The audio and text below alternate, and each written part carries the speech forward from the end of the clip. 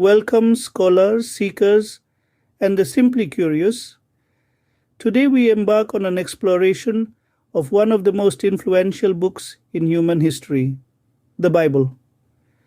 With a critical eye, we'll delve into its historical reliability, apparent contradictions, the anonymity of some of its authors, and the questions circling its divine inspiration.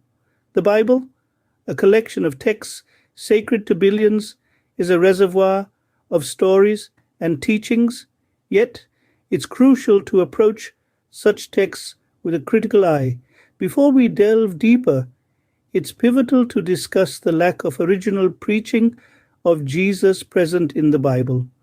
While the New Testament provides accounts of Jesus' life and teachings, these accounts were written decades after his death. They are not accounts, but rather narrations from disciples and non-eyewitnesses. This seems to cast a shadow of doubt over the authenticity and accuracy of these accounts. Adding to this, the Bible's divine inspiration has been a subject of scrutiny too. If we consider, for instance, the varying accounts of creation in the book of Genesis, these inconsistencies make some question if a divine entity would indeed inspire contradictory accounts, or if these inconsistencies indicate human authorship. As we explore the historical narratives within these sacred texts, take the archaeological findings, for example. The Bible contains numerous historical narratives. Some of these narratives align with archaeological records, but others, like the conquest of Canaan, have been challenged by archaeological evidence, suggesting a more peaceful transition of power. We also find contradictions within the Bible's pages. Genesis 1 portrays a sequence where plants, animals, and finally humans are created. Yet Genesis 2 contradicts this, suggesting man was created before plants and animals. Interpretations of these contradictions vary. Some scholars see them as evidence of multiple authors with differing views. Others argue that these accounts aren't chronological, but thematic. The anonymity of certain biblical authors also invites scrutiny. The authorship of the Hebrew Bible's first 5 books, traditionally attributed to Moses, has been debated for centuries. Similarly, New Testament texts like Hebrews lack clear authorship. These unknown authors add a layer of mystery to the Bible, influencing interpretations and understanding of the text. This perpetuates the debate around the Bible's divine inspiration. Is it a word of God or a product of human intellect and creativity? Venturing further into our exploration, let's delve into the fascinating world of the earliest known Bible manuscripts. The earliest fragments of the Bible, dating back to the 2nd century BC, were discovered among the Dead Sea Scrolls. These texts, hidden in 11 caves around the archaeological site of Qumran, include fragments from every book of the Old Testament, except for the book of Esther. Carbon dating and paleographic analysis have helped scholars determine the age of these invaluable texts. The Dead Sea Scrolls not only provide the earliest known copies of the Hebrew Bible, but also offer a glimpse into the religious, social, and cultural life of the time. The New Testament, written primarily in Greek, also has its share of ancient manuscripts. The oldest known fragment of the New Testament is the Rylands Library, Papyrus P52, a small fragment from a papyrus codex that contains verses from the Gospel of John and dates back to the first half of the 2nd century AD. These ancient fragments reinforce the historical existence of the Bible and provide a basis for dating its contents.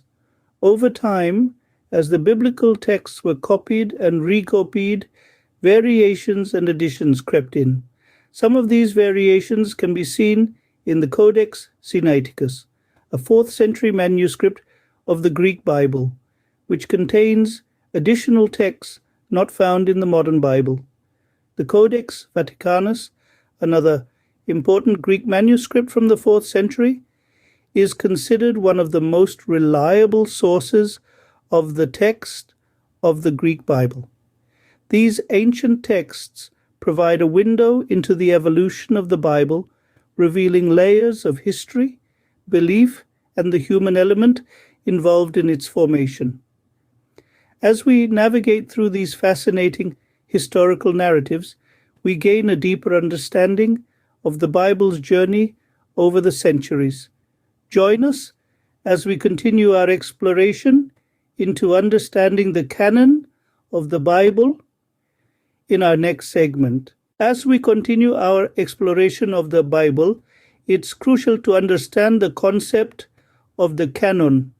The canon, derived from the Greek word kanon, meaning a rule or a measure, refers to the collection of books accepted as genuinely inspired and authoritative by different religious traditions.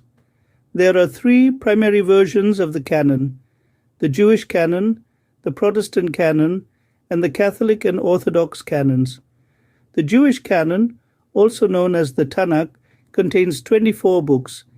The Protestant canon, largely adopted from the Jewish canon, contains 39 books in the Old Testament and 27 in the New Testament. The Catholic and Orthodox canons, on the other hand, include additional books, known as the deuterocanonical books, which are not found in the Protestant canon. The composition of these canons wasn't a simple or straightforward process. It was influenced by a myriad of historical, religious, and cultural factors over many centuries. Discussions and debates about which books should be included in the canon were common in the early Christian church.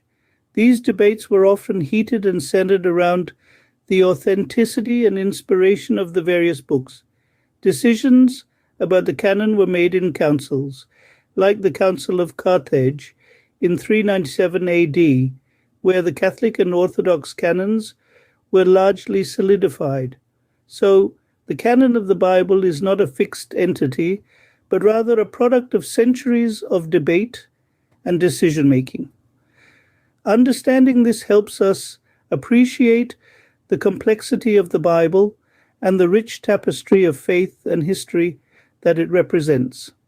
As we navigate biblical scholarship, it's important to keep this in mind, adding another layer to our understanding of this significant text. While examining the Bible, it's essential to draw upon a wide range of sources. Renowned theologians like Bart Ehrman and Karen Armstrong provide invaluable insights into biblical texts. Academic papers, like those found in the Journal of Biblical Literature, offer rigorous analyses. And remember, always consider multiple perspectives to maintain a balanced view. In conclusion, the Bible, like any historical text, merits critical examination. This doesn't devalue the text or the beliefs of those who hold it sacred. Rather, it enriches our understanding of it, its origins, and its impact. So continue to explore, to question, and to learn. Maintain an open mind and a scholarly curiosity. Your journey into the heart of history, faith, and human understanding is just beginning. And remember, every step you take towards knowledge brings you closer to truth. So, share your thoughts, your questions, your insights. If you found this video informative, feel free to like and share it. And if you're interested in similar content, consider subscribing. After all, the pursuit of knowledge is a journey best shared. If you like this video, please click on like, subscribe, and share.